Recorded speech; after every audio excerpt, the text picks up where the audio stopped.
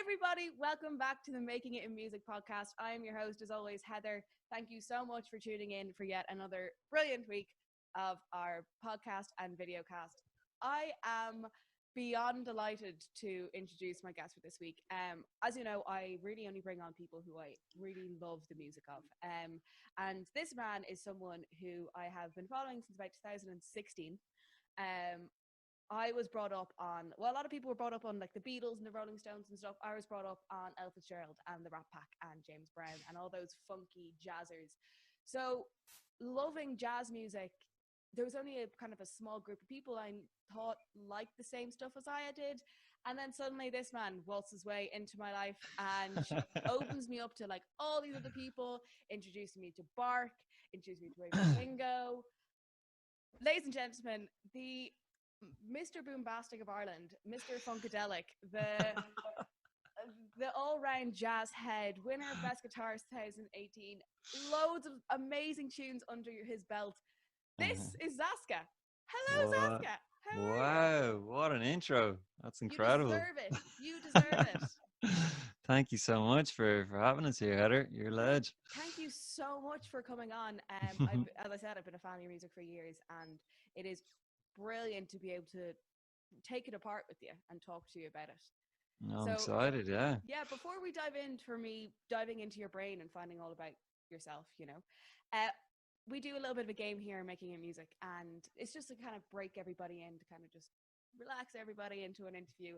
Get And it flowing, yeah. yeah, it's a bit of this or that, right?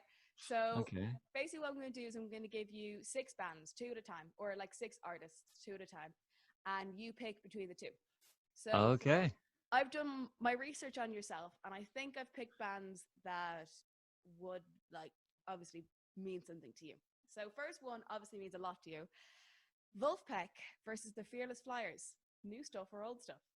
Or old stuff or new stuff? Ooh, I think Vulfpeck for me. Yeah? I love the Fearless Flyers, but yeah, there's just something yeah, just something a bit more that connects me a little bit more with Wolf. I Yeah. love the way they have all the different kind of collabs and stuff on Wolf, whereas the Fearless Flyers is just kind of the Themselves. obviously just the 4 or 5 guys. But I love them both, but yeah, probably Wolf. Vulfpeck. Nice. Okay, next one.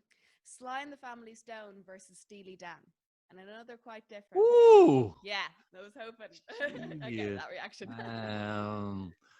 Jeez, probably Steely Dan. Yeah? I love a bit of Sly, but Steely Dan, yeah, that's probably been a bigger influence on me, I think. Mm. And oh yeah, just there's just yeah, definitely the Dan. Steely Dan are such an unreal band, and it hurts me to think that people only know them for Reading in the Ears. I Like, it know hurts. they kind of, yeah, they're just that one of those bands is just very, I mean, they're bigger than kind of like a cult kind of band, but they have that kind of cult kind of band thing about them when you, some people just hate them and they can't stand your man's voice. But when you get into them, oh god, yeah, They're I love the so Dan. good. I love it. Okay, last one Mm. I have for you. 2 ladies of kind of our kind of modern jazz funky scene. Rachel Mazer. It's Mazer or Mazer? I always pronounce it wrong. Mazer. I'm not entirely sure actually. Okay, well, Yeah. Rachel Mazer versus Leanne LaHavis. Oh, Leanne LaHavis for Yeah, sure.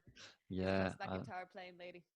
yeah, just her voice is just oh, everything about her. Like God, I absolutely love Leanne LaHavis. Yeah, unreal. Yeah, I'm actually not too familiar with the other one, so that one was an easy one. Yeah. Well, there's that. You should definitely check her out. Really, really funky stuff. She's absolutely class. Um, Very well. but yeah, well, that was very quickly done. Most people like freak out. Had a Yuli on last week, and there was like smoke coming out of his ears. He was just like, "Oh my god!" So bad at decisions, but adorable.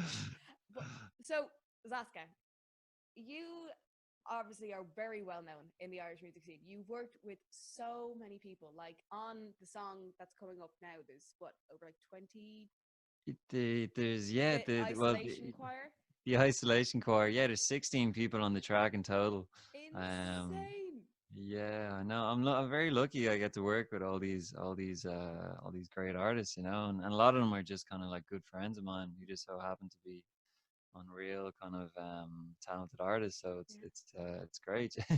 And that kind of seems like a theme that runs all the way through your career. Is just the amount of collaborative work you do is Yeah, incredible. So, and like, well, sorry, we'll jump back onto that later. But I want to talk to you about. I know everyone knows that you started in New Park and you were a guitarist and stuff like that as you build up in that way. yeah. But I want to ask, like, you won Ireland's Best Guitarist in 2018. You were named Ireland's Best Guitarist.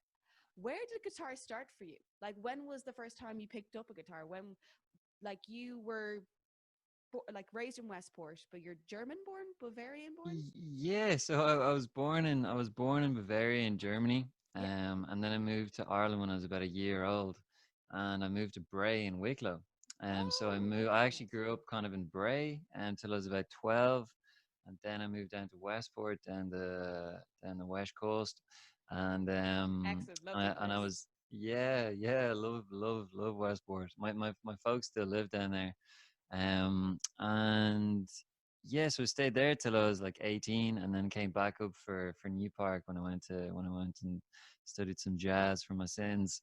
So I was in Dublin then, and then I stayed in Dublin for a bit, and now I live out in the countryside again in Kildare. So Yeah, your farm looks unreal. Just so the video you put up yesterday to like promote the isolation was just like loads yeah, of yeah. places you around your farm, and I was like, oh my god, like why don't I live in the country? Why am I paying out of my arse for a Ye- shitty little apartment in Dublin? Why am I doing ye- this to myself? Yeah, well, that's I know. When I had my first when my first daughter came along, we were kind of faced with that choice. You know, we could stay in Dublin and just try and uh, pay crazy rents, or and then this little place came up in the country, so we just went for it. So It was like live in um, Dublin and survive, or move to the country and actually live. yeah, well yeah, exactly, yeah. I mean, I do miss town. There's a lot of parts about town I miss, but I'm loving the country more and more the more I'm at her. Yeah. Been here like 3 years now, so it's kind of it really feels like home now, and I have this lovely man cave to make music in, which is great. Separate yourself. Probably your wife and your kids need separation from the constant like Yeah, if you're connectedness gonna of work and exactly, I'd be yeah. driving them mad. So yeah, I just come out here. So did you grow up in a particularly musical family? Like what was the thing that drove you to start playing guitar? Yeah, so basically my brother, I've got two older brothers, and my eldest brother, his name is Rolf. He's a great guitar player and a songwriter. And so basically me and him used to kind of share a room together. So he's a good like what is he like 11 years older than me, and or 10 or 11 years, and so when I grew up he was always playing guitar. He always kind of played acoustic guitar, but he didn't really know like any covers or anything like that. Yeah, He just knew a few chords, but he wrote songs like crazy. He was always writing songs, and I shared a room with him for a good few years, so he was just always playing away. And that's pick it then up. yeah, so I was kind of picking it up probably internally, and then or subconsciously, and then he moved away for about a year. He went off to Australia, and when he was gone, I really kind of like I kind of missed having someone playing music around, and I didn't even kind of twig it at the time. But when he came back, like it was crazy. Like it was definitely like one of those like kind of moments for me anyway, that like when we picked him up at the airport and when he was coming back, and when you're waiting for people in arrivals, and he walked through the door, and he just had his guitar on his back, and I just remember like looking not even really at him, like kind of more at the guitar on his back, and it just clicked in my head, and I was like, I've missed the guitar so much. Screw I my miss brother. I miss my guitar so much. Yeah, I know. I was just like, yeah, happy to see my bro and all, but Sure, you can Skype y- him. You can't Skype the guitar. Like, yeah, exactly. So yeah, I don't know, it just clicked in my head, and then literally on the way home from the airport, I took his guitar and I took it out and I started to try and play it, and I couldn't play it at all. But and then we shared a room together for another like few months or another year or something, before he went off again, and I got him to like show me some chords. So yeah, I don't know. It was just one of those kind of moments. I was about 12 or something when I started. So Wow. that's And so my dad used to play like a little bit, but my dad was always my dad's mad into like kind of dad rock. yes. He's mad into like Eric Clapton and Santana and all these kind of bluesy, kind of mellow, kind of rock guys. Mm. And so he was always playing that kind of stuff growing up. So between that and my brother playing, that's kind of how I suppose I Mm. gravitated towards the guitar. That Santana kind of being brought up in Santana kind of makes sense with your sound as listening, like kind of putting it together now, you know? Yeah, yeah, for sure. Yeah, Carlos Santana, like definitely a big influence on me. Like amazing, amazing guitar player, amazing tone, and yeah, I love him. I was meant to go see him in April. So Oh, this month, started this month, and of course cancelled because it was cancelled. the Yeah, corona. Yeah. damn But you, Corona. damn you, corona. And I'm looking at him and I was looking at this photo of him like this year and I was like, I don't even know if you could have made it the hell back. Like I'd be surprised if he Yeah, makes it back. yeah, This is Jesus, my yeah, one shot. This is my one shot. But man. I know so he's getting on. what made you gravitate towards going to study jazz in New Park? You know, So like at the time, like there was no BIM around at the time. I know you studied in BIM, didn't you? mhm, Yeah, so like my I knew I wanted to do music like that decision had already kind of been made in my head. I kind of already felt that like I was always just gonna do music for the rest of my days. So I wanted to study it, and I couldn't afford to like go abroad and do it, and I didn't want to stay in Ireland and just do the written stuff. the written stuff. There was only all the courses seemed to be kind of mainly classical based and kind of theory and essay based and stuff like that. But like I wanted to Play. play, and so there was just one course that I could find where you could actually that really focus completely on just playing your instrument, and that was New Park, and it was a BA in jazz performance. And I knew nothing about jazz. I don't think I'd ever heard a jazz song. I mean, I probably heard stuff like around Christmas or something, Oh, of course, of course. but like actual jazz music, like I hadn't like looked into that at all. So, and I knew I was hitting a bit of a wall with kind of some like kind of blues rock kind of stuff, and I kind of done the rocky kind of Mm. bluesy kind of stuff Looking to for expand a on. while. So I was looking for ways to expand, and it was actually a teacher. I went to Waterford for about 4 months, a boarding school down there that my dad went to, and when he was younger, I hated it, but I tried it out. And one of the teachers there actually told me about New Park, and that's why I kind of knew to check that out. So I just remember that there. So there was a A good reason story for that going. comes out. It's like, oh yeah, that happened. That person existed. Yeah, so fair play to that whoever that guitar teacher was in Waterford. I only had a few lessons with him, but he told me about New Park because he went there, and I was like, that sounds cool. I'll check that out. So, but yeah, so that's how I ended up there. But I didn't go there to learn jazz. I just went Yeah. there to play music, really. And And that's what I did. yeah, exactly. A lot of. But as you're working in New Park, you start getting involved in like the session musician like ship of Ireland and playing with a bunch of different people and stuff like that. And Yeah. it's really you can kind of see your love of collaborating all the way through. But do you think that growing up and learning music in New Park and becoming kind of a session musician pushed you towards kind of working in a Zaska as a band, but it's almost as like a collective at the same time as well, with all the Yeah. different people coming in and out. Do you think being a session musician kind of made you kind of want to have something that was stable, but also having these like changing elements all the time with the different people you bring in and out?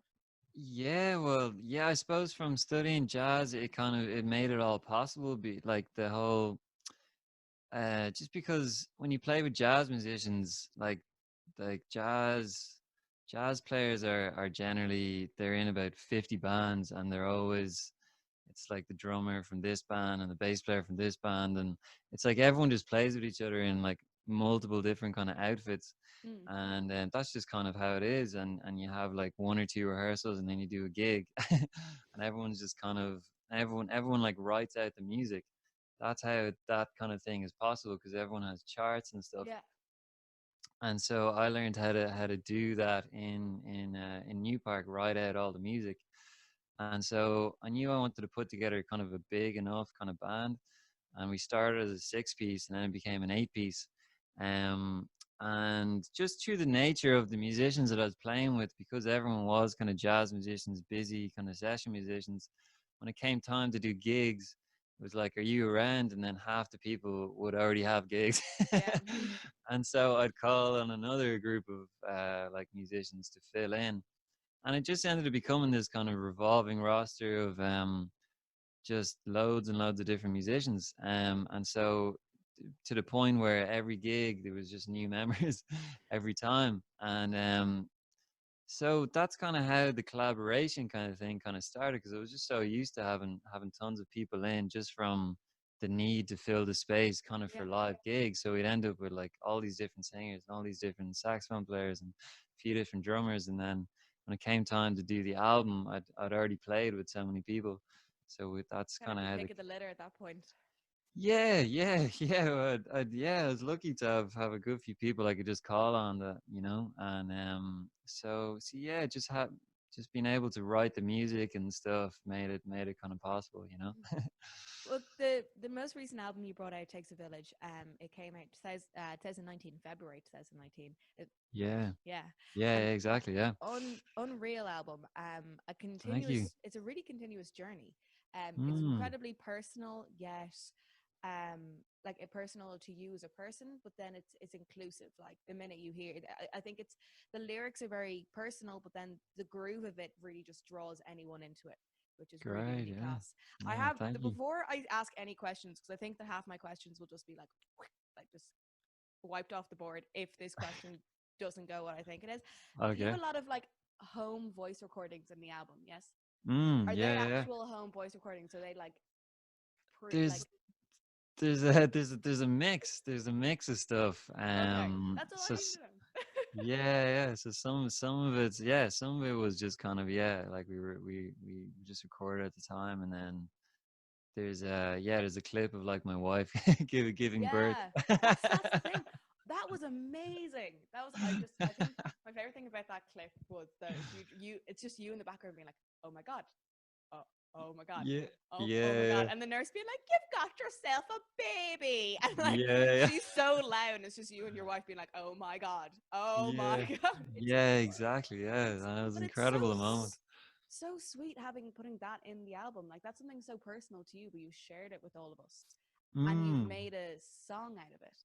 mm, But yeah, I have loads of questions to ask about the end of the album yeah. lists, but it's obviously it's the kind of the album concept about your son, about the whole process of your daughter. Sorry, was your daughter? Yeah, sorry, Yeah. yeah, my daughter. Yeah, yeah. And the one of the first tracks is like 12 weeks, and you have a thing of you turn one of your songs into the elevator music of when you're going through your 12-week scan. Like Yeah, yeah. so clever. What made you want to put this like full, almost like a story album together? Like Um, yeah, that was like I was living with a guy called James Smith at the time from Gypsies in the Autobahn. yeah, he's the producer for your new Isolation track. Yeah, Yeah, yeah, exactly. Yeah, and he also was kind of co-producer on It Takes a Village. And James is a great man for, like, he's got a very his brain works in a very kind of like kind of like like it kind of runs like a film or something. He sees everything in his kind of like cinematic kind of way. And it was I think I had the idea of I wanted to make it a concept album, but then he kind of helped me piece it together. And yeah, I knew I wanted to start, because the whole album kind of starts with this dream sequence of me kind of like, introducing. yeah, exactly, yeah, and I'm pretending I'm hugely famous and stuff, and then I kind of wake up, I'm like, and then yeah, and then like my daughter was just kind of born around that time, and then yeah, we just kind of wanted to try and tell that story, and the whole kind of village aspect, the community aspect that's in the music, and to tie that in with, you know, when you have a kid, you kind of need a whole community of Mm. people around you to Takes a raise it village to properly. And raise a child, yeah. yeah, it takes, yeah, that's where it all comes from. So yeah, kind of I had the concept, and James kind of helped me piece it together. And then once we kind of knew what the story wanted to tell, we just then came up with the interludes and stuff. And I had that little clip from when we got the 12-week scan. So I had that, and then wow, a bird just flew in my window. Oh no way! Wow, little robin. Oh, cute. Crazy. Do you want Oh, to? one. Is it Um, okay, or do you want to try um, and? he's trying to get out. Oh, yo, he flew out. Yeah! Fantastic. I Wow. love these bits. Wow, that was cool. Jesus. That I can't, what was I even saying there? God, I totally lost my train of No, that's okay. A robin flew into your house. thought. You were talking about putting it together as an album about your son, with James kind of help you put the whole kind of The concept. whole arc on it. Yeah, so sorry. Yeah, I think I was saying, yeah, I had that clip from when we went to get the 12-week scan. So I don't know, just I had all this stuff, so then it was just piecing it together, and then we came up with these random little interludes, like, Yeah. so the elevator interlude is always is totally kind of done after the fact, you know. So yeah, yeah, we're just, I don't know, we're just kind of put it all together. Mm. And the idea of like it takes a village to raise a child. It's almost like kind of it's taken a village to raise up your music as a thing as well, because it's a Yeah. 16 track album. It's whatever, like every second or every third song is with someone. So you had like the girls from Weyburn Lingo, you had the lads from the lads and lady from Bark, you had Loa, Emma Garnett, I can't even go on, Connor, Who do we have? We Cardi um, Kuna as yes, well, Louise and we had Gaffney, Louise Gaffney, and the Buga Brass lads. yeah, yeah, Just and insane amount of people. Precious Upkaje Yes. Okpaje from Super Silly. Just like an um, incredible amount of people. Was that like a big thing that you wanted to make sure you put in, that was like you wanted to have all these people involved that were close to you, close to the whole thing of you, of who knew you were having a kid and who were like involved in that process as well? yeah, like I think I just got those guys because they were just naturally, we just kind of have this little scene going on, you Yeah. know, like, and we're all just like, most of those people are like my best and very good friends. So but they're also musicians that I hugely respect, and I wanted to just collab with them anyway. Mm. So you know, it all just kind of felt right, you know. And there was one point along the album process where I thought I was going to sing. I kind of tried to be a singer for a while, and then well, I was crap. So so when that kind of ship sunk, I was like, okay, I'm just gonna like just just try and get as many people on here as Yeah. possible. And you know, there's a few artists that kind of do this, that don't sing but say write all the music, and Carlos Santana is actually one of those Exactly. people, you Carlos. know. He's a guitar player, but that's kind of at the front of things, but he doesn't sing. And like a lot of producers kind of do it as well, like, because they don't Sure, sing, but Pharrell they're, Williams, all the stuff that he wrote for years, and yeah, same with Sia. Like yeah. there's so many people. But for this album, do you go forward to all the people you bring in, and are they brought on in kind of almost a session type role? Like you go forward with like to the singers with the lyrics and the melody, and you're like, this is it.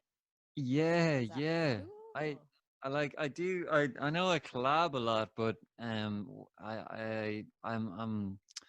it's very kind of controlled collabs. I suppose I'm a bit of a control freak, to be honest. And You so really don't seem it. I know, yeah, it's funny, but I'm a bad man when it comes to just like wanting to control every aspect, especially of the music, you know.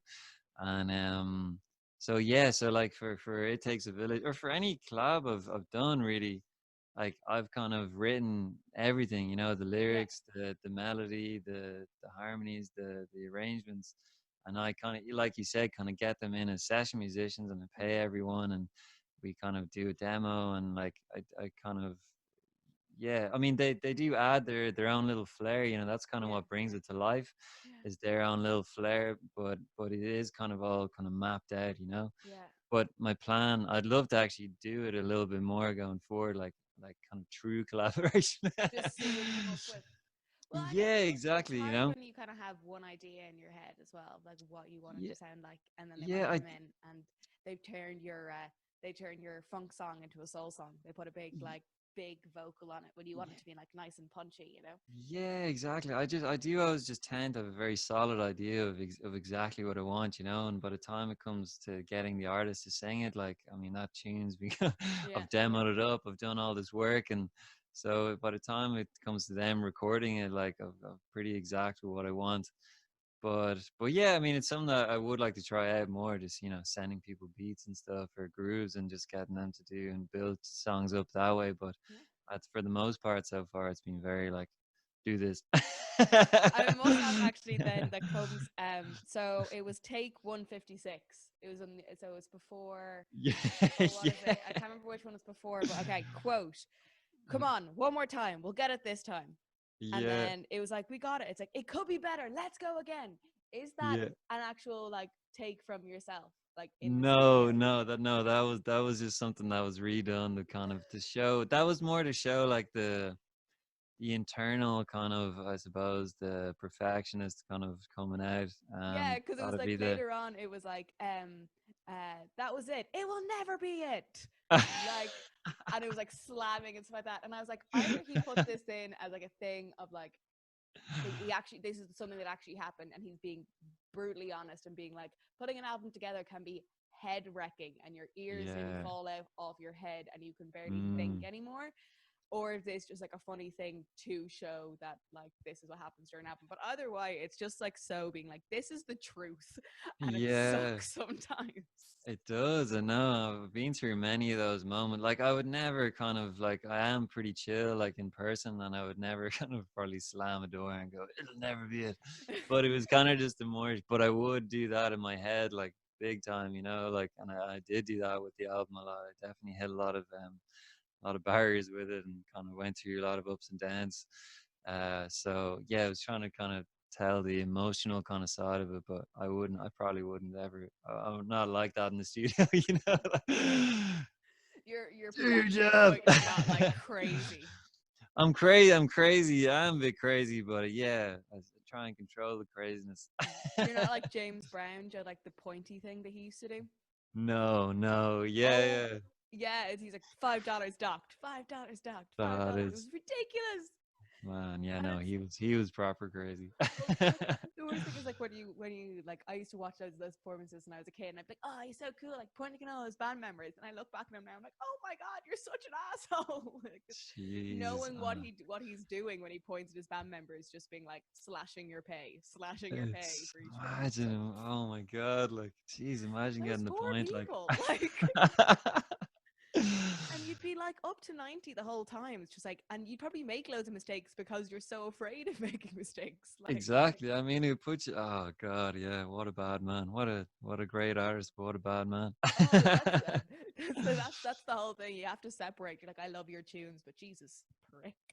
Yeah. Yeah, yeah, exactly. So as you went on with the album, it started like so kind of went. It started off kind of nice, like the introducing Zaska, and kind of built up, and then you had the 12 weeks of kind of realizing you're going to be a parent and stuff, and then this was kind of like the in the middle part, the kind of peak, and then you had perspective afterwards, and there was a voice message. It was after this song, after your after the so My the end of this tantrum. after the tantrum, you had the perspective, and it was a voice call from, was it your partner or your wife at the time? Yeah, yeah, yeah. And was that an actual voice call? Like, No, was that that was also she's a great recorded after the actress. fact. She's Yeah, a great yeah. actress. I know, yeah.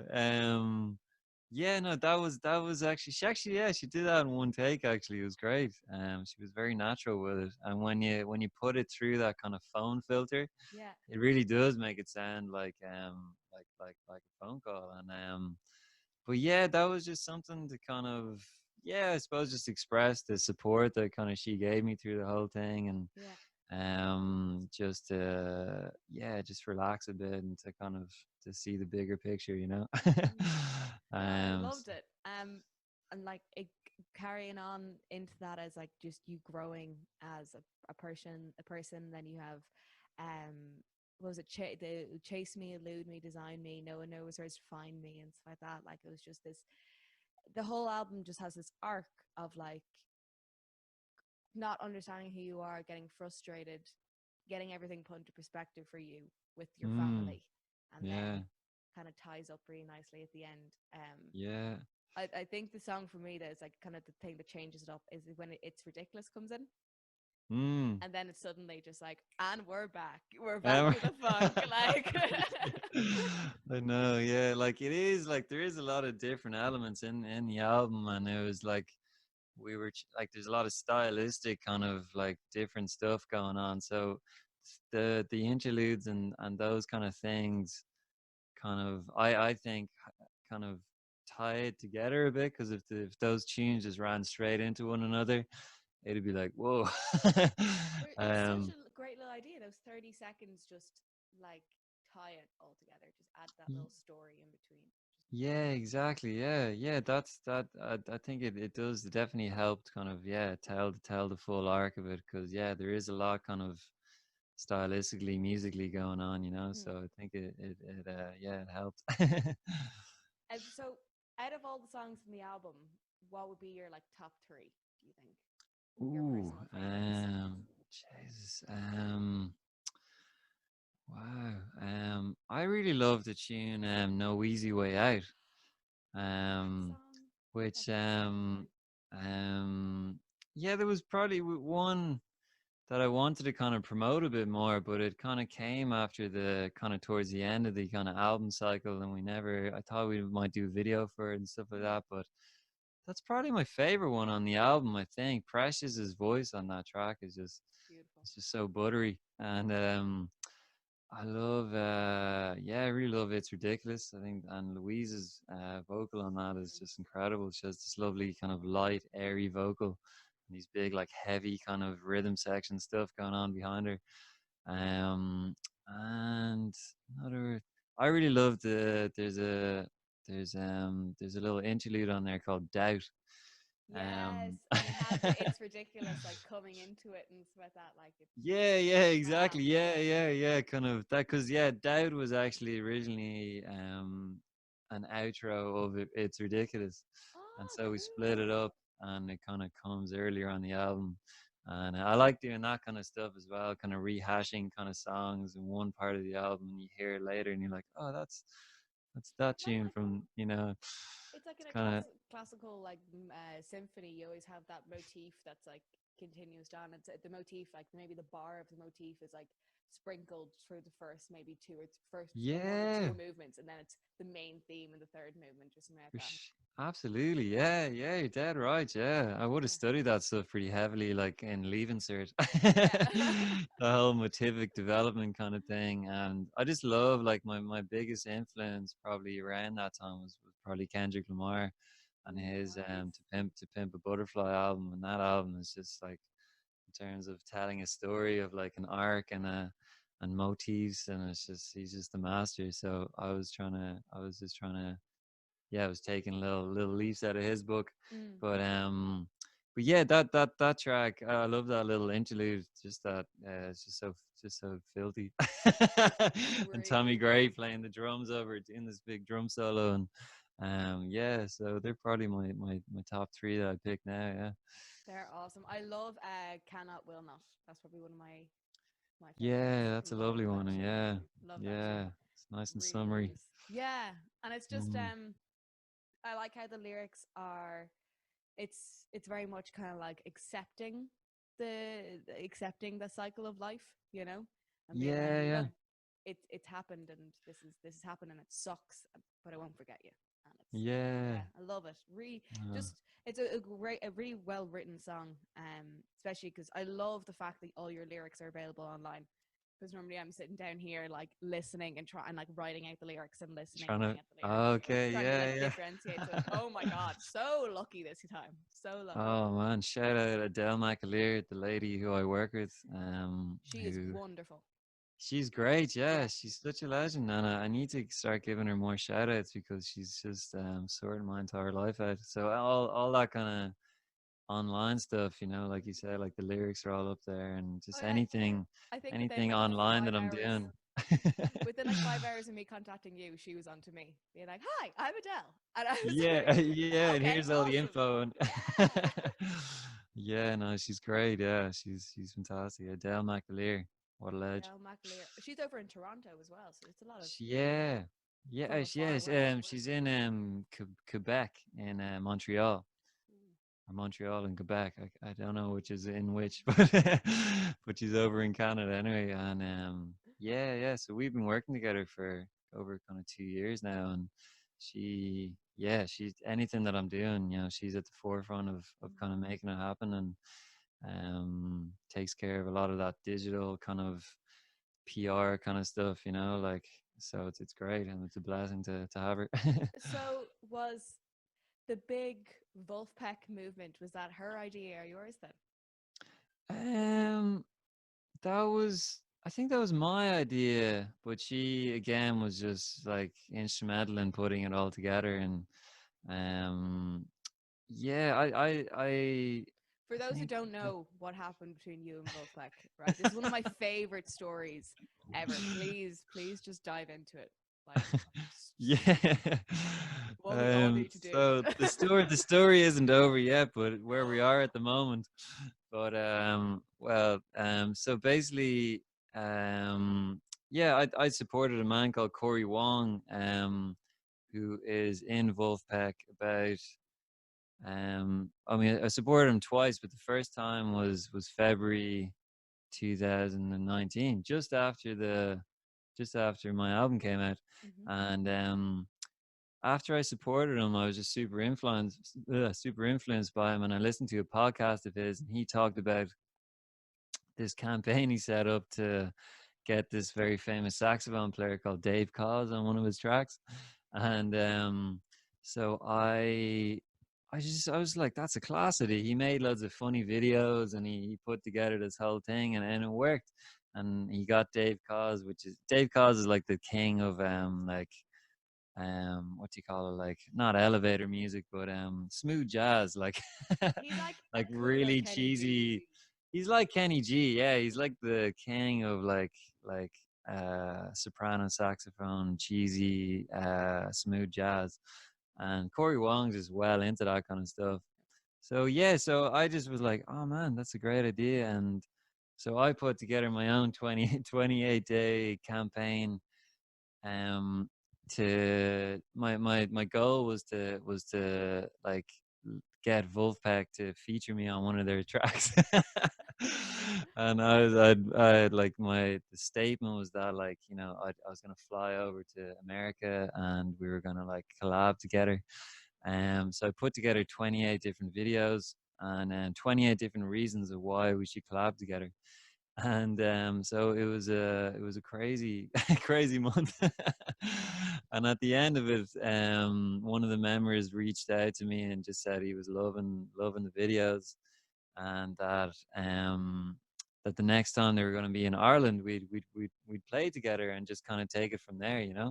um and they haven't been here yet since then. I think they were planning on coming over, like ran now, but now Yeah. because of the corona, they won't be over. But I did get to support Corey Wong again, just a few months ago, and because of the Wolfpack campaign, I got to get up on stage and actually play with him What was that live. like? And it was good. It was amazing. Yeah, it was awesome. Yeah, it was sick. So we got to play one tune together, and there's a video of it on my YouTube of us kind of playing the track, and we ended up doing a big guitar solo, kind of like kind of axe to axe kind of stuff, and it was great. That is So amazing. that was a great thing that came out of it. And then I'm still in touch with that member of Wolfpack, and um when they come over, we will play together. And then that was this whole idea was also flipped, and you had to feel the other end of it. You had to get the whole thing of being constantly part of all of the Yeah. videos for you. Audible Chocolate did it for you, so they could support you. Yeah, it's so funny. Yeah, as I was doing the campaign, Audible Chocolate and 5 to 2 Oh yeah. started making videos directed at me, saying we want to support you at your Whelan's gig coming up, and it was so funny. Like so yeah, so I got them both to support me at the Whelan's gig, I and it actually, was great. for that Whelan's Yeah. gig, I don't know if you remember, but before that Whelan's gig, you went into Boojum apparently, and you got free food from Boojum. Yes, That was my yes. housemate, and he says hello. No way, that was your Yeah, housemate. that was my No housemate. way. Yeah. That was killer. Yeah, that was unreal. That was such a nice thing to get because I was so flustered because those gigs, again, we had loads of guests and stuff like that. And, I just kind of ran. Yeah. I was like, I have to be back in like 10 minutes. And then your mom was like, he was so sad. And he gave me one of those cards and stamped them all. And I got my He's a free burrito, legend. my free veggie burrito. Yeah, he's uh, class. That old, good old Tom McGlynn. Thanks, Tom. So I just have a few more questions for you because we great news. So since as you guys know, I've been doing this podcast for a while, but most recently I have gotten a show on Quarantine FM, really amazing Whoop. station, whoop, set up by Anna Rose and Kate McKeown. And Zaska is going to be on it tomorrow. He's going to be, so the Yes. show is from 2:30 to 5. Zaska's going to be on around like 3:30, 4ish. And we're going to be talking all about the new single with the Isolation Choir, My Whole Heart. Really excited to Yes. talk to you about that because it's such. And just last night we're only just watching the what was it, the Kind of preview. online. Yeah, it's like the Zoom listening party. Yeah, so amazing tune. Cannot wait to talk to you about that.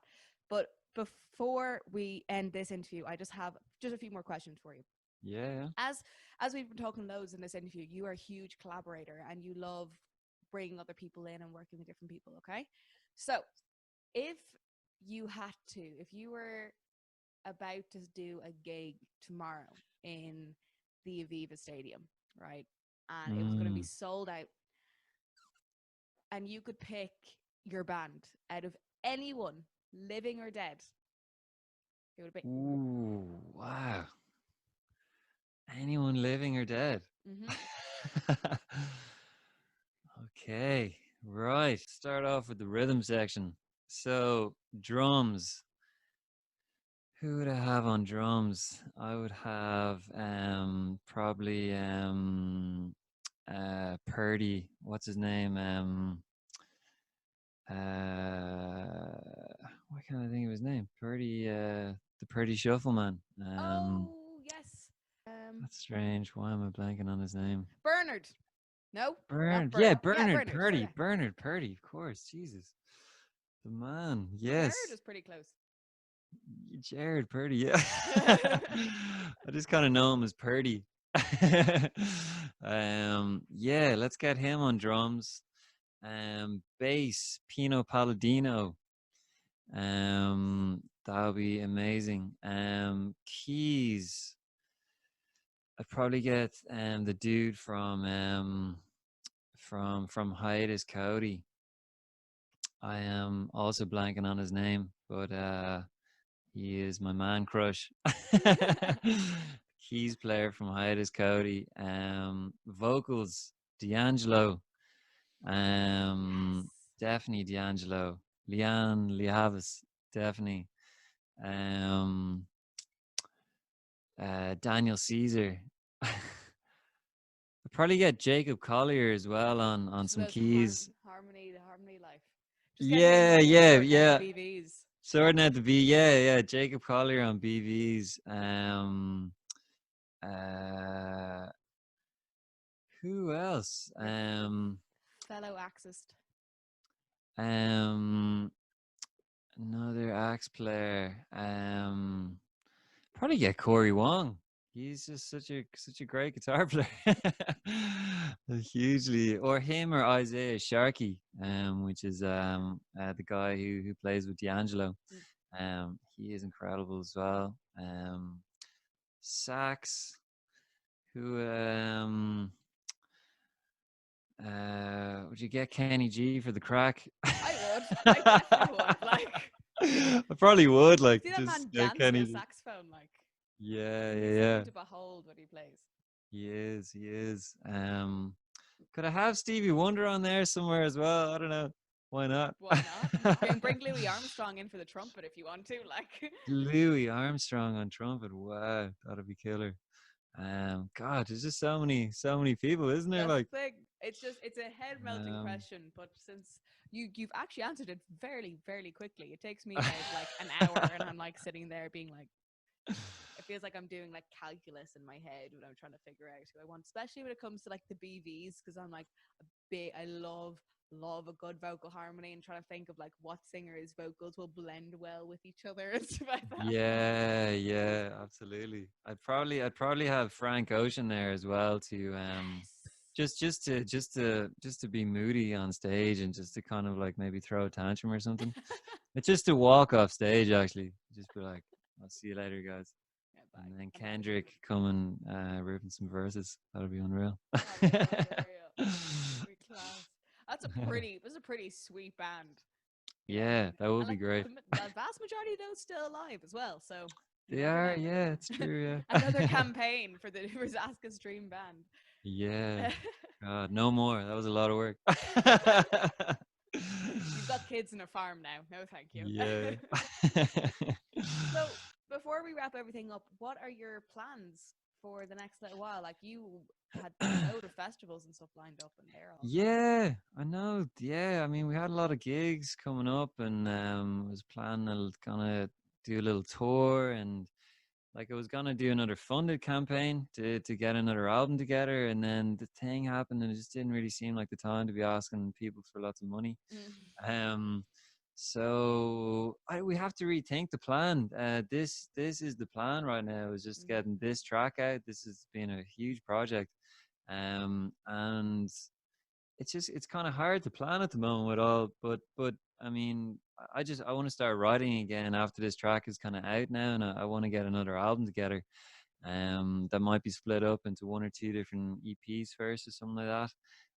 So I'm just gonna get busy writing, and then Awesome. when we hear the news about when things have kind of cleared up a bit and gigs are possible again, and I can kind of do get my plan finalized then. But I'd love to. We did our first gig in London last year, and I'd love to get back over there and maybe extend out a little bit of a tour over in England. And Mm. yeah, there's a lot. There's a Do you lot. ever I'd think love to. going over mainland Europe, back to your Yeah, German yeah, roots? absolutely. Yeah, I'd love to. Definitely. I'd say with the next album, yeah, we're gonna try and Over if there, all make this a kind of tour. clears up, and yeah, exactly, just try and get a little European tour going and try and yeah, just Make try sure and you get have as many so much merch with you, like so much. They so will much merch. buy Yeah. the shirt off your back. They literally have bought. I was over like this is years ago now, but we were like selling the bobbins off our wrists and Really? stuff like that. They like mainland Europe are so appreciative. Like we were in France around French border of Switzerland, and they just bought everything. Everything was Wow. gone, and we thought we overbought our merch, but we didn't buy enough. So yeah, Wow. pack it hard. Seriously, it Oh. should all be gone when you buy. They're That legends is over there, absolute legends. So supportive. wow. I will. I Yeah. will. Mm. Yeah, yeah. As soon as this corona clears up, I'm Yeah. coming. I'm I'm coming. coming at you. Mainland Europe. Well, I have one last question for you. It's one of my favorite questions to do. I give it to everyone at the end of our interview, okay? Your desert island disc. So, helicopter is about to land on the farm and bring you away to an island where you have to self-isolate for the rest of the coronavirus time. And who knows how long that's going to last. So, you have 5 albums you can bring with you. What would you bring? 5 albums. Jesus. Um, Probably Frank Ocean, Clockwork Orange, Channel Orange. I mean, Channel Orange. Yeah, that album. You can just it just keeps getting deeper and deeper. Another great concept kind of album that I was vibing heavily off. I already mentioned about Kendrick's. To Pimp a Butterfly. I could just keep going deeper and deeper into that one. He's a bit of a creep, as we all know, but Michael Jackson's. Separate as an artist, I still love the Exactly. music. I still Yeah, I love the music. know. Off the Wall, his album, Yes. Great before album. Thriller, with Quincy Jones. That's like the first album when him and Quincy Jones hooked up, and it's one of the most inspirational albums for me. That kind of really got me into a lot of the kind of soul kind of groove stuff. Was that album? Um, Jordan Rakai. Do you know him? He's kind of a guy from New Zealand, and he's based over in London, and he has an album called Origin.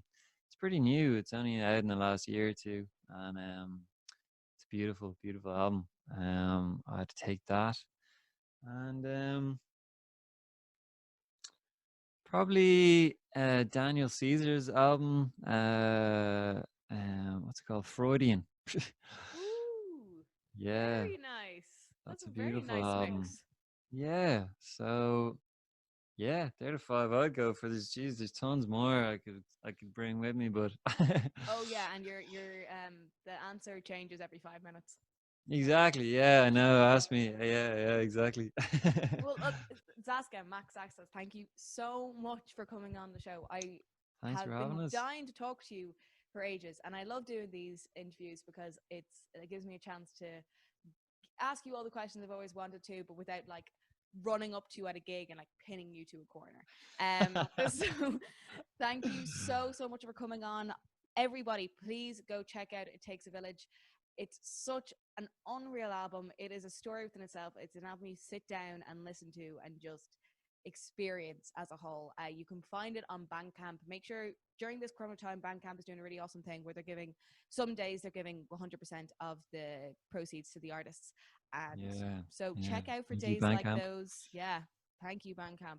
Check Hmm. out for days like those. And if do it, even if you don't buy it on the day, still get on and buy some merch. Buy the vinyl. It's a pink vinyl, which is really cool. Yes. Yeah.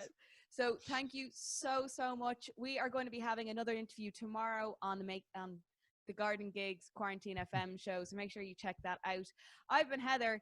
This has been Zaska, and you've been fantastic. Thank you guys so much. Have a fantastic week. Thank you, Heather, for Bye. having us. See you. Bye bye bye.